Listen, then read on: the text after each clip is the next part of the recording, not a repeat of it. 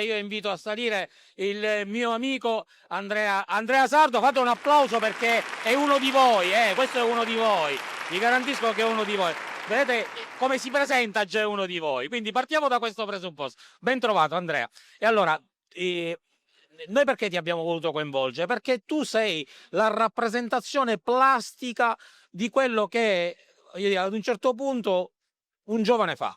Cioè di quello che si inventa, che cosa. Oggi Andrea è un imprenditore digitale riduttivo, ha un'azienda con circa 20 collaboratori, tutti con alti profili, ed è una realtà, ma non solo territoriale, è una realtà anche sul territorio nazionale. È il punto di riferimento di tante aziende che gli affidano la comunicazione e che come solo lui sa fare. Andrea, tutto tuo.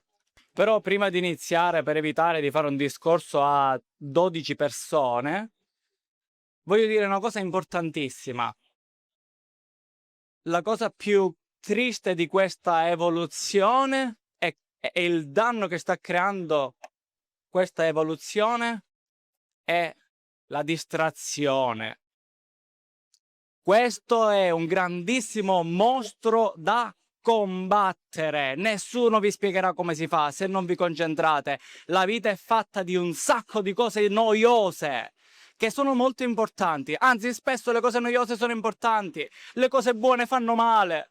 È un problema. Quindi se vogliamo viverla bene questa vita, serve il sacrificio che stiamo perdendo. Serve tanto sacrificio. Quindi, sai cosa vi chiedo? Per essere tutti più attenti, ci alziamo all'impiedi, ci sgranchiamo un po'. Alzatevi, che si vi svegliate un po'. Potete alzarvi, non vi spaventate. Se vi alzate bene vi fa. Parto da...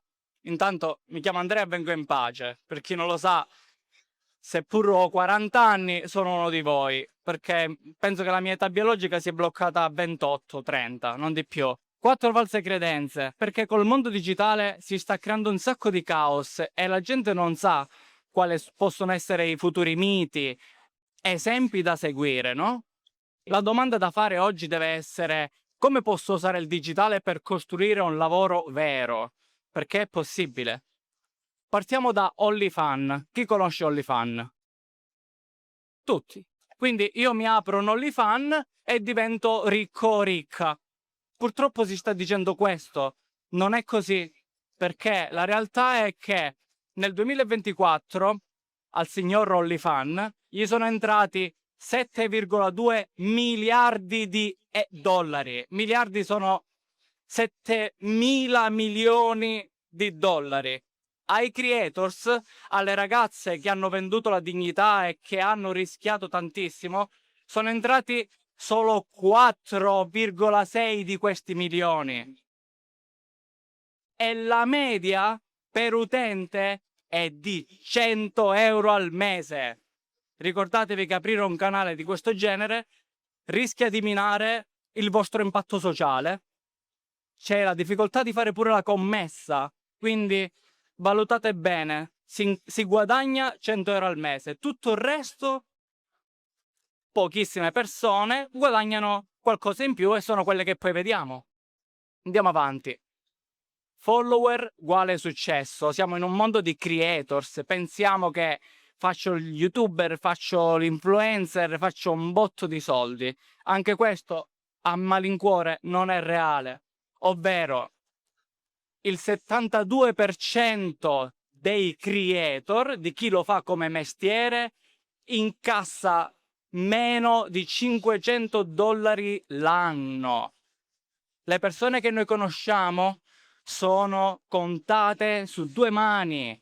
Quindi non possiamo pensare di voler giocare a calcio e se non diventiamo Cristiano Ronaldo la vita non va bene, perché quello è sì un esempio da seguire, ma non possiamo pretendere di diventare tutti fenomeni, quindi dobbiamo accontentarci di vivere bene. Il resto sono quei pochi che guadagnano di più, che non sono guadagni stellari come millantano nei social. La I ruba tutto il lavoro. Questa è un'altra falsa credenza, sia dei giovani che della gente più grande. La I, come è stata la rivoluzione industriale con le macchine, c'erano le fabbriche fatte di 1000 persone, arriva la rivoluzione industriale, arrivano le macchine, vrum, si dimezzano tutti, no? Il WEF, World Economic Forum di Ginevra, dice che entro il 2030 92 milioni di posti di lavoro scompariranno, però ne arriveranno nuovi 170 milioni. Quindi la domanda è: come usiamo bene l'intelligenza artificiale, oltre a farmi fare i compiti da ChatGPT, che penso sia la cosa più nociva che potete fare. Altra falsa credenza, che siamo in un mondo incredibilmente digitale e pensiamo che tutti sanno utilizzare il digitale. La realtà è che solo il 54% della popolazione ha semplicemente delle competenze base. Significa l'utilizzo dello smartphone, l'utilizzo di un computer per fare due cosine. Tutto il resto sconosce la tecnologia. Quindi siamo in un mondo che si sta costruendo a livello digitale. Non è costruito, non è già finito. È tutto in costruzione. C'è bisogno di un sacco di roba nuovissima. Quindi ritorniamo alla domanda: come posso usare il digitale per costruire un lavoro vero, utile e sostenibile? E vi racconto la mia storia perché, seppur sono una persona molto digitale, ho fatto un percorso senza troppa attenzione, se ero giovane. Infatti un invito che voglio fare oggi è che siamo nell'era delle abilità. Se non avete tante abilità e se non siete persone sveglie, una macchina o un robot prenderà il vostro posto. Non c'è più l'obliteratore nel treno, è una macchina. Parlavamo di supermercati da digitalizzare, quindi se oggi non abbiamo competenze, il mondo non ha bisogno di noi. Quindi spiazzate a 360 gradi che vi può fare solo bene. Vi racconto il mio percorso dalle mie prime attività di lavoro. Prima esperienza, ero giovane, andavo alla scuola media, mio padre decide di farmi fare, io lo chiamavo passaattrezzi, a un elettricista, che era un mio parente, quindi mi facevo tutta l'estate a aiutare lui. Devo dire che ho imparato tante cosine, seppur ero giovane, però è un lavapiatti in un ristorante. Mio padre mi disse ai tempi: io ti campo, ma se hai delle passioni, io ne avevo tante passioni, se hai delle passioni devi coltivartele da solo. Non per mancanza di soldi, perché ho avuto la grandissima fortuna di nascere in una famiglia normale che poteva permettersi con due impiegati, quindi riuscivamo a fare tutto in maniera serena, però per una questione di responsabilità mi curavo le mie passioni, che erano appunto la batteria, mi piaceva suonare, quindi mi compravo gli attrezzi. Passo subito a vendemmie e cameriere. Ero ancora giovane, per me la vendemmia era tipo guadagnare un sacco di soldi solo tagliando l'uva e mettendola dentro un secchiello. Mi sembrava troppo facile. E devo dire che ogni percorso di questo, analizzato oggi, mi ha portato delle skills, ora si dice, che sono appunto le relazioni, la fatica, servizio civile e 6 mesi all'INPS, altre due attività. All'INPS ho fatto 6 mesi con un contratto interinale.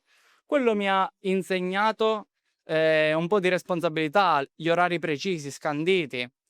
Mi ha insegnato che io in quel posto non volevo starci. Io non volevo essere il dipendente, volevo essere il titolare, volevo essere quello che crea. Ci sono tantissime sfaccettature di lavoro, ognuno deve scegliere quello che fa al caso suo. Non è giusto quello che ho fatto io. Quello è quello che volevo io. Piccole esperienze di impresa. Inizio ad allevare serpenti. Ho fatto un piccolo allevamento di serpenti e apro pure un piccolo negozietto di gadget, spille, magliette, t-shirt, quindi le mie prime esperienze. C'è la finanza qua? C'è la finanza? Vale se ho fatto il legale 20 anni fa? No? Vabbè, ero giovane, ero un po' super distratto, vabbè, però è stata un'esperienza che mi ha fatto intraprendere il mondo dell'impresa. A 24 anni vado in Erasmus. Non ero uno che aveva voglia di studiare, non studiavo tantissimo, ero spinto, mio padre era quello che mi prendeva a calci per farmi, e lo ringrazio oggi perché sono riuscito pure a laurearmi. Mi sono iscritto all'università per fare l'Erasmus, ve lo dico sinceramente. Unico obiettivo della mia università era quello, perché avevo già in mente altro. Faccio l'Erasmus, mi innamoro della fotografia in maniera morbosa quasi, ritorno a 24 anni e decido di aprire un piccolo studio. Era uno studietto di 16 metri quadri. Quindi dico, vabbè, basta, mi sa che la fotografia è quella che veramente mi fa spingere la mattina per svegliarmi. Come dicevano poco fa, fate qualcosa che vi piace e non lavorerete mai un giorno della vostra vita perché sarà totalmente diverso. Da questo piccolo studio subito cresciamo, ci danno fiducia, ci spostiamo in uno studio un poco più grande, la faccio breve, 4 collaboratori, studio ancora più grande. Nel 2020 sono andato veloce avanti, abbiamo tanti matrimoni, abbiamo avuto tantissimo successo, clienti e quant'altro. Entra il caos perché quando aumenti i clienti, se non sei preparato, rischi che fai più danni che cose giuste, no? Decido di riordinare tutto questo creando un software. Ho fatto una ricerca online veloce per capire di come c'è qualcosa per la mia categoria, per i fotografi. Ricolleghiamo al discorso di poco fa, c'è ancora tantissimo da costruire. Non esisteva un software gestionale per la categoria dei fotografi.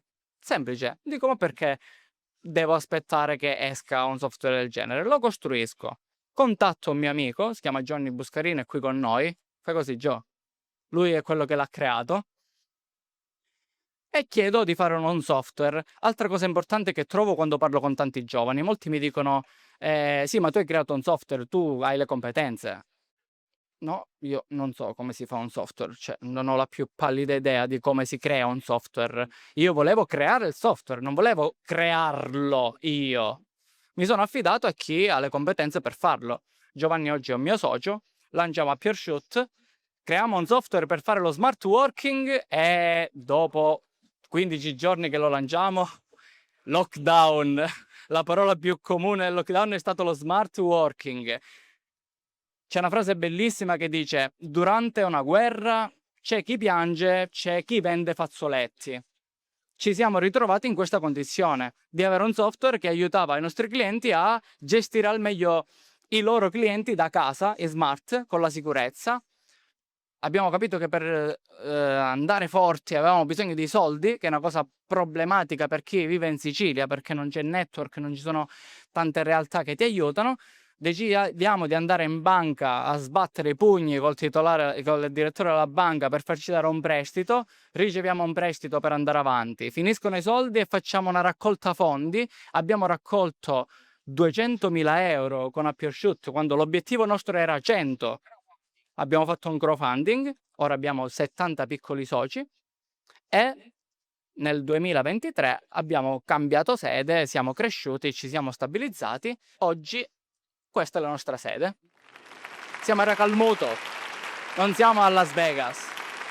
Siamo a Racalmuto, un paese fatto di 7.000 persone e non avevo nessuna voglia di andarmene via dalla Sicilia. Ho viaggiato tantissimo e proprio per questo ho deciso di rimanere in Sicilia, proprio perché ho girato il mondo. Siamo in una terra straordinaria, siamo in una terra che l'opportunità che ha la Sicilia è pazzesca, siamo un passo indietro a tutti gli altri, è più facile poter copiare o replicare cose che già stanno funzionando in altre parti. Abbiamo un sacco di aspetti. Questo castello che abbiamo, se fossi stato di Milano, dovevo fatturare 2 miliardi di euro per avere questa struttura. A Racalmuto no, costa poco tutto e l'impatto è quello. Oggi abbiamo una sede molto grande, siamo quasi su 1.000 metri quadri, un ambiente molto giovane dove ci sono tanti ragazzi che sviluppano. Abbiamo la sala audio, ci occupiamo di marketing, pubblicità per aziende. Oltre al software ci siamo ingranditi perché poi quando cresci la vita un po' si semplifica a livello imprenditoriale quando hai i soldi. E questo è il dato aggiornato a ieri sera che ho mandato le slide al professore, che ringrazio tantissimo per avermi ospitato. Oggi abbiamo più di 500.000 di utenti che utilizzano la nostra app in tutta Europa, principalmente in Italia e in Spagna. Abbiamo più di 10.000 professionisti che utilizzano il nostro software. Abbiamo generato più di 50.000 ordini di acquisto. Sembra Racalmuto. Io le to- ora ti stessi lei.